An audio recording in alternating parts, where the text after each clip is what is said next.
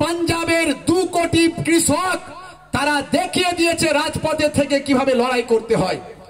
শুধু কৃষক বিল নয়, এরকম অনেকগুলো বিল পাস হয়েছিল, কিন্তু সরকারকে পরবর্তীকালে এইরকম আন্দোলনের ঠেলায় চাপে পড়ে মাথা নিচু করে নাক ঘিসড়ে তাদেরকে সেই বিলগুলোকে উইথড্র করতে হয়েছে। আগামী দিন আমরা যদি সারা ভারতবর্ষের 28টা রাজ্যের রাজধানীতে গিয়ে যদি বছরের পর বছর পড়ে থাকি, প্রত্যেকটা পরিবার থেকে 2 জন 1 জন করে মাথায় কাপড় বেঁধে যদি চলে যেতে পারি, ইনশাআল্লাহ এই বিল প্রত্যাহার করতে বাধ্য হবে মোদী সরকার। আমাদেরকে ইমানদার বলে আপনি দাবি করছেন, আপনি জানেন না আল্লাহর নবী বলেছেন যে আমার এক উম্মতের চোখের পানি পড়বে, আর এক উম্মত সেই চোখের পানি পড়া দেখে সেও কাঁদবে। অবশ্যই তাকেই আমি রাসূলুল্লাহ গোলামতি, তাকেই আমি রাসূলুল্লাহ কবুল করে জান্নাতের মেহমান বানিয়ে নেব। For the encouragings of Islam, এখানে বলছে মুসলমানদের লাঠিমার, বুকে পা তুলে দে, গালে পা তুলে দে। তবে আমরা রমহান বাহিনী, আমরা একজন সোলজার 20টা সমান।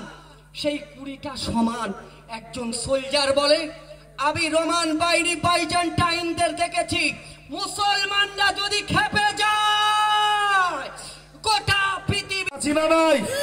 আছি না নাই চলুন বক্তব্য করবে রেকর্ড আজ পর্যন্ত যত ভারতবর্ষের প্রধানমন্ত্রী হয়েছে এরকম রেকর্ড করতে পারিনি।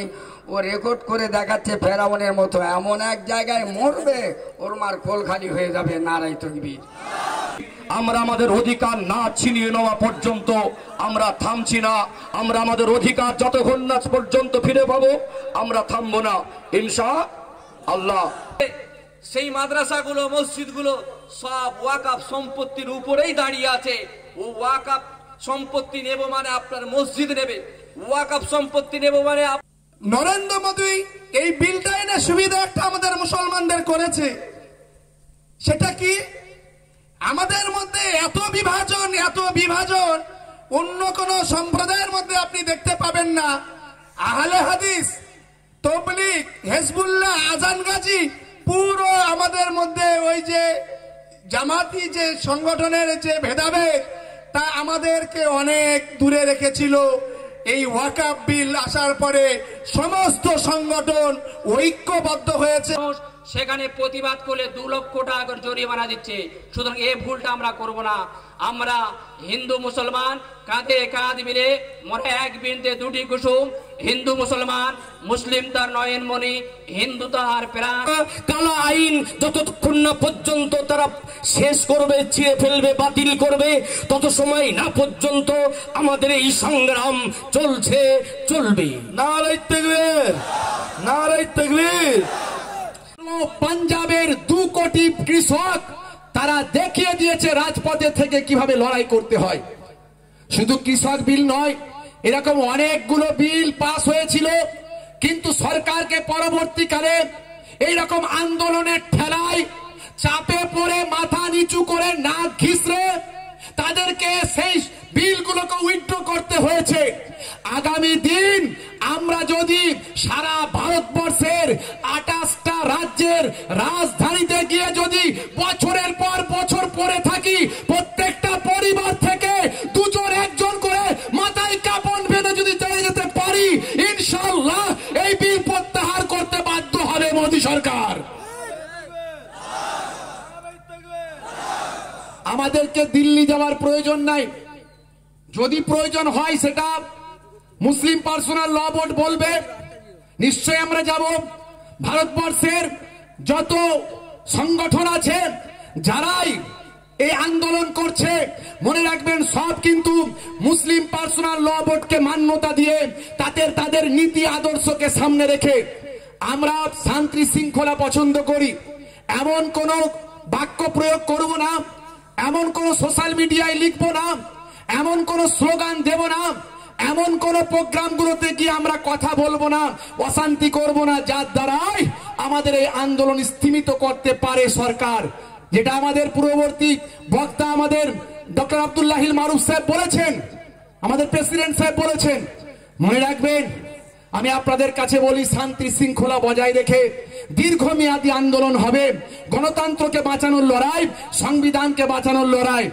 আর এই লড়াই করতে গিয়ে যদি আমাদের মাথায় কাফন বাঁধতে হয়, যদি আমাদের রক্ত দিতে হয়, আমি মহিবুল্লাহ হুসাইনি তৈরি আছি। আপনারা কারা কারা তৈরি আছেন উঠে দাঁড়িয়ে দেখেন তো দেখি। For the incursions of Islam, এখানে বলছে মুসলমানদের লাঠিমার, বুকে পা তুলে দে, গালে পা তুলে দে। তবে আমরা রমহান বাহিনী, আমরা এক একজন সোলজার 20টা সমান। সেই 20টা সমান একজন সোলজার বলে।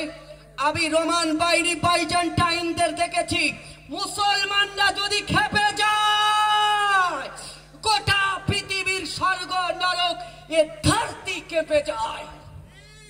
কি গো ভুল? সুতরাং আমি আপনাদেরকে বলবো, যখন যেখানে আন্দোলন ডাক দেবে, অকাপ সম্পত্তি বাঁচানোর জন্য আগিয়ে যাবেন। এখানেই আমার বক্তব্য ইতি করলাম। ওয়াখির দানা আলহামদুলিল্লাহ রাব্বিল আলামিন। সকলে ভালো থাকবেন, সুস্থ থাকবেন। মনে হয় শেষ পর্যন্ত কাফন বেঁধে দিল্লির মসনাদেও ছুটতে হবে ইনশাআল্লাহ। জোরে বলেন, তাকবীরের আওয়াজ দেন। ধরতি, এ সমুদ্র, এ বায়ু, এ পাহাড়, সকলে বলে মুসলমানদের গর্জন।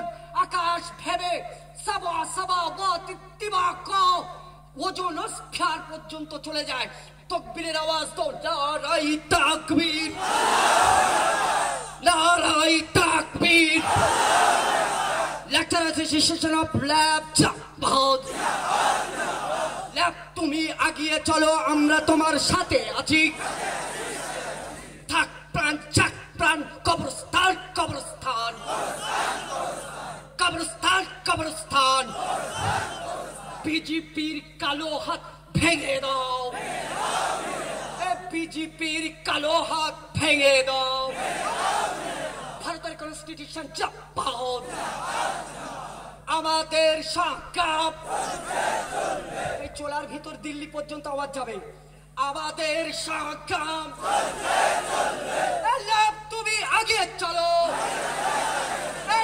তুমি আগে চলো।